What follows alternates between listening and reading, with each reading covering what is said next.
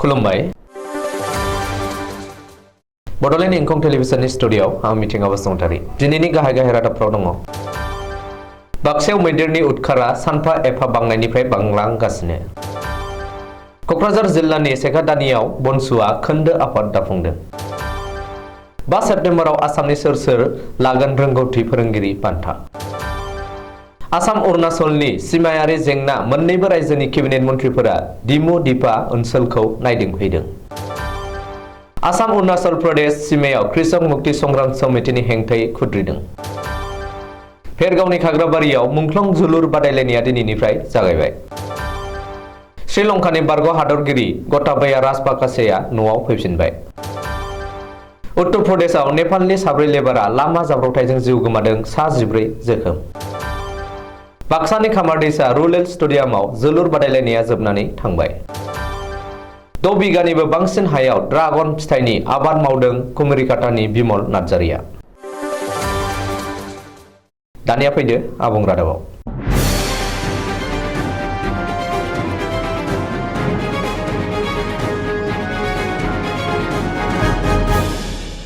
आथिखालाव हाग्रा ओनसोलजों नांजाबनाय गामियाव रायजो जानाय आबादारिफोरनि थाखाय हाग्रानि मैदेरा मोनसे गेदेर जेंना जानानै फैदों। मैदेरनि उदखारा सानफा एफा बांनायनिफ्राय बांलांगासिनो दं। बाक्सा जिल्लानि बाथाबारि हाग्रा बिथौ मावख' आरो अदला बिसिडिसिनि सिङाव थानाय खोला बोरिखादङा गामिनि रतिकान्त नार्जारिनि माइ बाख्रि आरो गय बिफांफोरखौ हाग्रानि मैदेरा सिफायनानै गाज्रियै सिलिंखार खालामलांदों। रतिकान्त नार्जारिया फोरमायनाय बायदिब्ला हाग्रा ओनसोलनिफ्राय सुबुं थानाय ओनसोलाव आदार नागिरनानै ओंखारबोनाय हाग्रानि मैदेरा थांनाय हरनि 8 रिंगासोआव फैनानै बिथांनि माइ बाख्रिखौ सिफायनानै 40 मनसो माइखौ जानायजों लोगोसे खमैबो 50सो गय बिफां आरो लाव मैगंनि बैसांखौ सिफायनानै गालांजोबदों। लोगोसे ओंखाम संग्रा इसिंखौबो सिफायनानै थेर बेथेर खालामलांनायखौ फोरमायो। मख'जाथावदि मैदेरनि गाग्लोबनायाव रावबो सुबुंनि जिउ खहा जायाखै। अब्लाबो नाथाय माइ आरो आबाद जालांनायाव गोबां दुखु मोननाय फोरमायो। बेनि थाखाय हाग्रा बिफाना खहा सुफुंनांगौ होननानै गोबाङानो लुबैदों। क'क्राझार जिल्लानि बेंखनाव सेकादानियाव दिनै रबिबारखालि बनसुआ मोननै फारियै कुसुगाव आरो सेकादानि खोन्दो आफाद एबा पर्ट इउनियन कमिटि दाफुंदों। 362 नं सेकादानि गुदि फरायसालियाव दाफुंनाय बे खोन्दो आफादाव आफादगिरि महरै हाथरखि ब्रह्म, गाहाय नेहाथारि महरै जनक नार्जारि आरो बुंथिगिरि महरै जोंसार कुमार ब्रह्ममोनखौ सायख'नाय जादों। गासै सा 29 मावफुं सोद्रोमाजों बनसुनि बे गोदान खोन्दो आफादखौ दाफुंनाय जाबाय होननानै क'क्राझार जिल्ला कमिटि बनसुनि आफादगिरि ध्रुब कुमार नार्जारिया खौरांगिरिनि सिगाङाव मिथिहोदों।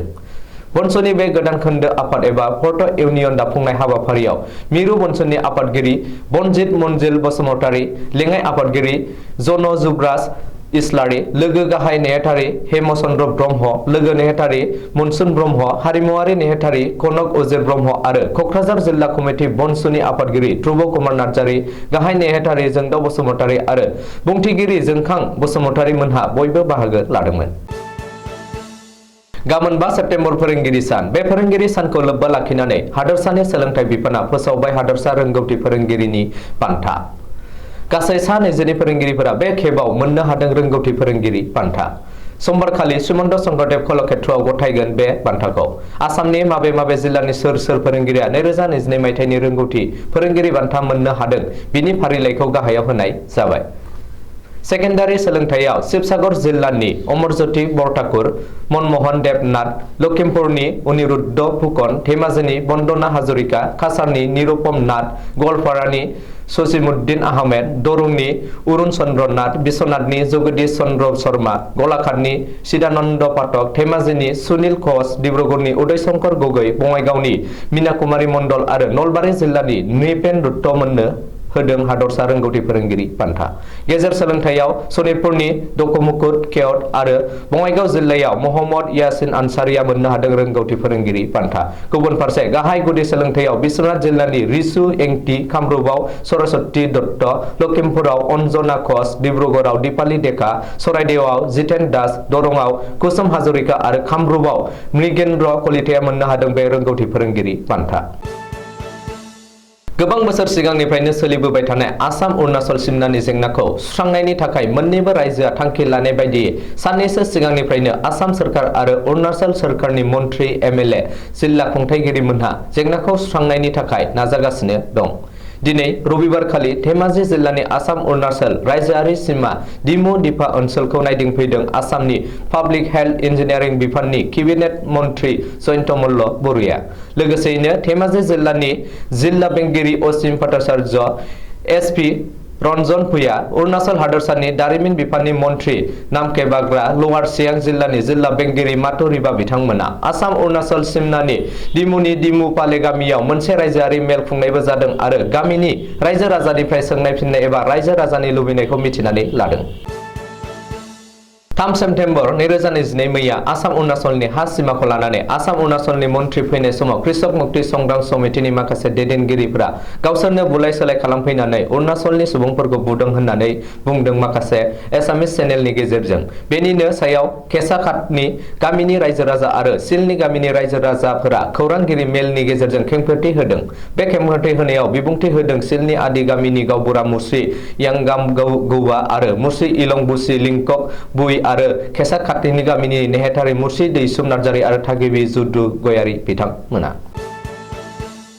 उदालगुरि जिल्लानि खाग्राबारियाव जायगानि दखरा एबसु आरो खाग्राबारि गेलेमु आफादनि बानजायनायाव सा 12 बडलेण्ड मुंख्लंफोरनि गोसोखांथियाव खुंनाय 28थि बडलेण्ड मुंख्लं गोसोखां जोलुर बादायलायनाया दिनैनिफ्राय जागायबाय। खाग्राबारि जनता गोजौ फरायसालिनि गेलेग्रा फोथाराव दुलाराय बर' फरायसा आफादनि नेहाथारि आनन्द दैमारिया बेखेवनाय गेमाव हरिसिंहा गेलेमु आफादा 3-2 गलाव देरहायो।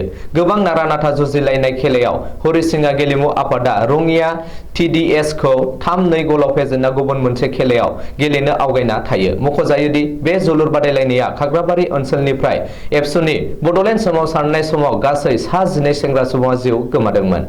बिथांमोननि गोसोखांथियावनो बे जोलुर बादायलायनायखौ बोसोरफ्रोमबो खुंबोदों एबसु आरो गेलेमु आफादा। सोलिफु बोसोर 2022 नि थांनाय जुलाइ दानाव श्रीलंकाखौ नागारनानै हरजों हर खारखोमालांनाय बारग' हादरगिरि गटाबाया राजपाकासेया थाइलेन्डनिफ्राय न'आव फैफिनबाय। मख'नो गोनांदि थांनाय जुलाइ दानाव आंखालनि थाखाय श्रीलंकानि रायजो राजाया हादोरगिरि गटाबाया राजपाकासेखौ बिबाननिफ्राय ओंखारनो थाखाय नारसिनदोंमोन।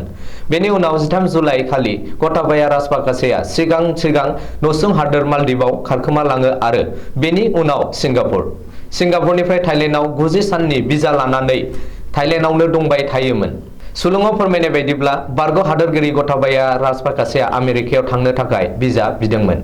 नाथाय आमेरिकानि एम्बेसिया खारखोमानानै थानाय बारग' हादोरगिरि गटाबाया राजपाकासेनो बिजा होआखै।